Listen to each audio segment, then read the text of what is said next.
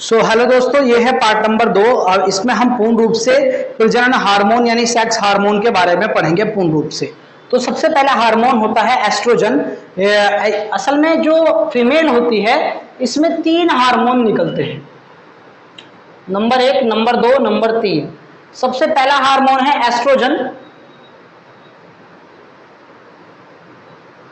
Oestrogen number दूसरा है progesterone और नंबर 3 है रिलैक्सिन। ये 3 हार्मोन के बारे में हम पूर्ण रूप से यहाँ पर पढ़ेंगे और आई होप आपके सभी डाउट क्लियर हो जाएंगे। ये टॉपिक भी यहाँ पर इस सेकंड वीडियो में पूर्ण रूप से समाप्त हो जाएगा। तो सबसे पहले चलते जानते हैं एस्ट्रोजन हार्मोन के बारे में। तो एस्ट्रोजन हार्मोन जो होता है वो पूर्ण रूप से प्रोड्यूस करता है, ओवम प्रोड्यूस करने का कार्य करता है, यानी अंडा बनाने का काम करता है। जैसे मैंने आपको बताया था कि जो ये फ्लोपियन ट्यूब थी, इसका जो अंतिम छोर था ये, इसको यहां पर ये हमारी ओवरी हो जाती है। इस पूर्ण रूप से ओवरी को हम यहां से देखेंगे तो जैसे मैंने अभी आपको बताया, ये जो हार्मोन होता है एस्ट्रोजन, यहां से जो एग बनेगा, एग बनाने का काम जो करता है और यानी ओवम बनाने का जो काम करता है, अंडाणु बनाने का जो काम करता है, वो यही हार्मोन काम करेगा। अगर ये अंडा नहीं बना तो लेडीज मां भी नहीं बनेगी, अर्थात मां बनने में इस हार्मोन की सबसे महत्वपूर्ण भूमिका होती है। चलेगा, इसके बारे में आगे समझेंगे पूर्ण रूप से। दूसरे जो पॉइंट मैंने आपको बताया, अभी पहला पॉइंट जो मैंने आपको बताया, दूसरे पॉइंट में जो स्तन होते हैं, फीमेल में जो स्तन होते हैं यानी ब्रेस्ट का साइज इंक्रीज होता है इसी हार्मोन के कारण। एस्ट्रोजन हार्मोन के कारण जो फीमेल होती हैं उनमें ब्रेस्ट का साइज क्या हो जाता है, बढ़ता है, इंक्रीज होता है इसी हार्मोन के कारण। अर्थात इसी हार्मोन के कारण आवाज में भी बदलाव आ जाता है, वॉइस चेंज हो जाती है। ठीक रूप से जो एमसी है, मासिक धर्म है, उसका स्टार्ट होना जो 13 से 14 वर्ष की आयु में स्टार्ट हो जाता है अक्सर लड़कियों में, तो वो इसी हार्मोन के कारण क्या होता है, स्टार्ट होता है। लड़की को जब भी देखिए, किसी लड़की की पहचान कैसे होती है, हम लड़की को लड़की तभी कहेंगे जब क्या होगा, उस लड़की के अंदर से एस्ट्रोजन हार्मोन क्या हो, रिलीज हो। जब तक ये हार्मोन रिलीज नहीं होगा, जब तक वो क्या है, एक फीमेल कैंडिडेट नहीं है। तो ये पूर्ण रूप से मुख्य भूमिका निभाता है किसी लड़की को लड़की। आप किस तरह कहेंगे, जब तक उसके अंदर से हार्मोन रिलीज नहीं होंगे, एस्ट्रोजन नहीं निकलेगा, तब तक हम उसे नहीं कहेंगे। उसी रूप से इसी हार्मोन का एक दूसरा नाम होता है फर्टिलाइजिंग हार्मोन, क्योंकि ये निषेचन में भी क्या करता है, कार्य करता है, इसीलिए इसे क्या कहते हैं, फर्टिलाइजिंग हार्मोन। यानी कि अंडे को स्पर्म से जो मिलाने का काम करता है वो यही हार्मोन करता है पूर्ण रूप से, इसीलिए इसे फर्टिलाइजिंग हार्मोन भी कहते हैं। अगर ये नहीं निकलेगा, जैसे मैंने अभी आपको थोड़ी देर पहले बताया, अगर ये हार्मोन नहीं रिलीज होगा तो कोई भी लेडीज क्या होगी, मां नहीं बन पाएगी। डेवलपमेंट रिप्रोडक्टिव पावर, यानी कि इसका मतलब क्या है कि जो लेडीज के अंदर सेक्सुअल पावर होती है, तो वो पावर जिसके अंदर ज्यादा रिलीज होगा एस्ट्रोजन हार्मोन, उसके अंदर ज्यादा होगी, जिसके अंदर कम होगा उसके अंदर कम होगी। तो जो नियंत्रण करता है इस डेवलपमेंट ऑफ रिप्रोडक्टिव पावर को, जो सेक्सुअल पावर को जो क्या करता है, जनरेट करता है, वो भी एस्ट्रोजन हार्मोन ही करता है। ठीक उसी रूप से जो एमसी है, उसका पूरा नाम होता है मेंस्ट्रुअल साइकिल, जिसे हम आवर्त चक्र या मासिक चक्र भी धर्म भी कहते हैं। जो पहला एमसी होता है, लगभग 13 से 14 वर्ष की आयु में जो पहला बार लड़की को एमसी होती है, तो उसको पूर्ण रूप से कहते हैं मोनार्क। जो सबसे लास्ट में होती है, लगभग 45 से 50 साल के बीच में जो लास्ट वाला मासिक धर्म होता है, उसको बोलते हैं मोनोपॉज। तो ये पूर्ण रूप से आप समझ गए होंगे, ये पूरा एस्ट्रोजन के कार्य थे। आप अपने नोट्स में इसी प्रकार राइट डाउन कर सकते हैं। ठीक उसी प्रकार प्रोजेस्टेरोन हार्मोन के बारे में हम यहाँ पर पूर्ण रूप से समझेंगे। प्रोजेस्टेरोन जो मैंने अभी बताया आपको, गर्भाशय जो होता है, इस गर्भाशय में ये अपरा और जायगोट का निर्माण करता है। अपरा भी मैं आपको आगे बताऊंगा, जायगोट मैंने आपको बता दिया है, ये एग और स्पर्म मिलकर जायगोट का निर्माण करते हैं। तो इन दोनों का जो निर्माण करता है, इन दोनों को जो बनाने का काम करता है वो कौन करता है? प्रोजेस्टेरोन हार्मोन करता है। इसकी मुख्य भूमिका होती है इसमें। दूसरी बात, हेल्प इन प्रेगनेंसी। प्रेगनेंसी में जो सबसे अच्छी मदद करता है वो कौन सा हार्मोन करता है? प्रोजेस्टेरोन हार्मोन करेगा। ये स्पर्म को एग से मिलवाने का भी काम करेगा पूर्ण रूप से, बहुत अच्छी बात है। बच्चे की रक्षा करता है, बहुत अच्छी बात है। बच्चे की रक्षा करेगा यानी बच्चे की प्रोटेक्शन करेगा गर्भाशय के अंदर, यही हार्मोन करेगा प्रोजेस्टेरोन हार्मोन। दूसरी बात, प्रेगनेंसी के टाइम ही ये निकलता है, ऐसा नहीं है कि किसी भी लड़की या महिला के अंदर ये हर टाइम निकलता रहता है, ऐसा नहीं है।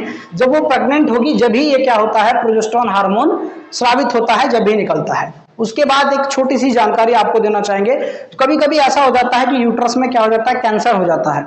जो अभी मैंने आपको बताया पूर्ण रूप से, जैसे कि ये है हमारा, यहां पर हम समझेंगे पूर्ण रूप से, ये हमारा पूर्ण रूप से मैं चित्र बना देता हूं। ये ओवरी हो गई,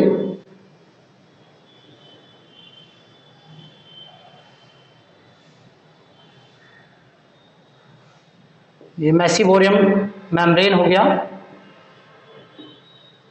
ठीक है। ये फ्लोपियन ट्यूब हो गई हमारी, ये यूट्रस हो गया। तो यहां पर हमारी होती है योनि, वजाइना, और यहां आता है सर्वैक्स। कभी कभी क्या हो जाता है, यहां पर कैंसर हो जाता है।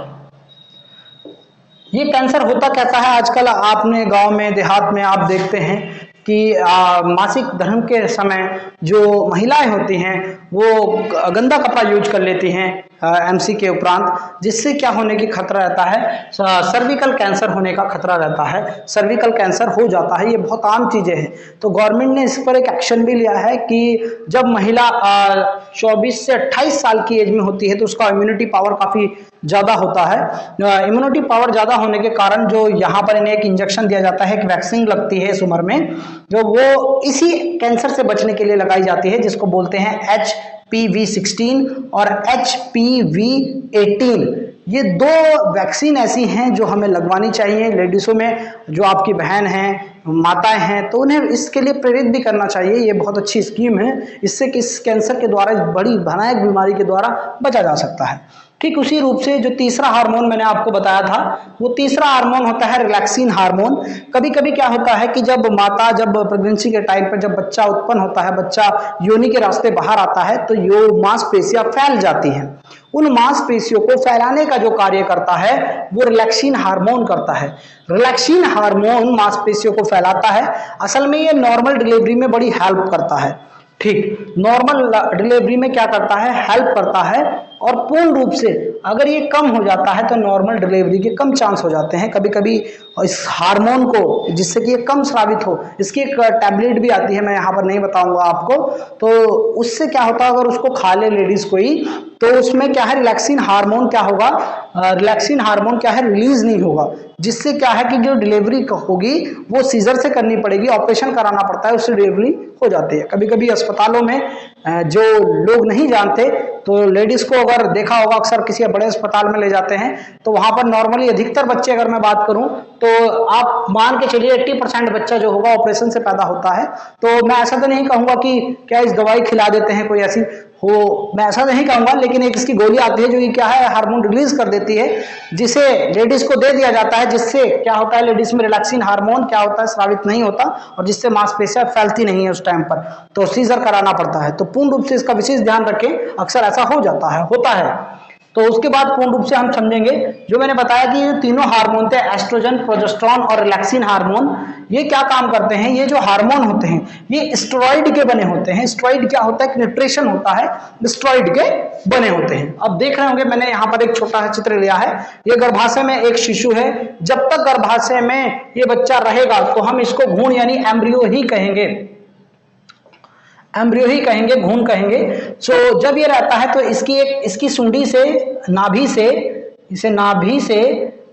से एक नली जाती है, और यह नली जाकर एक इस टाइप से कुछ मिलती है, इसे तो हम अपरा कहते हैं। जो ये नली है इसे एम्बिकल कॉर्ड कहते हैं। जब बच्चा गर्भाशय से बाहर आ जाता है तो क्लिप लगाकर इसको काट दिया जाता है, इस नली को। तो इस नली को काट दिया जाता है और इस नली का जो एंडिंग छोर होता है उसे अपरा कहते हैं। अपरा जो बनता है प्रोजेस्टेरोन हार्मोन के द्वारा ही ये बनता है। मैंने ये बताया यहाँ पर प्रोजेस्टेरोन हार्मोन के द्वारा बनता है। मादा के शरीर में जो इसका कार्य होता है, मैंने कार्य भी पूर्ण रूप से नीचे राइट डाउन किया है। मादा के शरीर के रक्त को शिशु के शरीर में पहुंचाता है। देखिए बात समझने की कोशिश करिए, माता के शरीर में जो ब्लड है, ब्लड को शिशु के शरीर में पहुंचाता है शरीर, जिससे शिशु में पोषण, श्वसन, उत्सर्जन, जिससे शिशु को पोषण, न्यूट्रिशन मिलता है। श्वसन, बच्चा सांस भी लेता है। उत्सर्जन, बच्चा मलमूत्र भी त्यागता है। वो इसी क्रिया के द्वारा क्या होता है, संपन्न होता है। तो ये पूर्ण रूप से बेसिक आपकी जानकारी थी। कभी एक जानकारी मैं आपको और दे देता हूं। ये जो बच्चा रहता है इसके चारों तरफ एक झिल्ली बन जाती है जब ये गर्भाशय में होता है। ये झिल्ली जो बनी रहती है वो भी प्रोजेस्टेरोन हार्मोन के कारण ही क्या होती है, उत्पन्न होती है। तो ठीक इसी रूप से ये जो पूर्ण रूप से मैंने आपको बेसिक जानकारी दिया, आप इसका स्क्रीनशॉट ले लीजिएगा पूर्ण रूप से, ताकि आप पूर्ण रूप से समझ सके। जब तक के लिए अपना ध्यान रखना। बाय बाय एंड धन्यवाद एंड जय हिंद एंड जय भारत। अब इसका स्क्रीनशॉट ले लीजिए।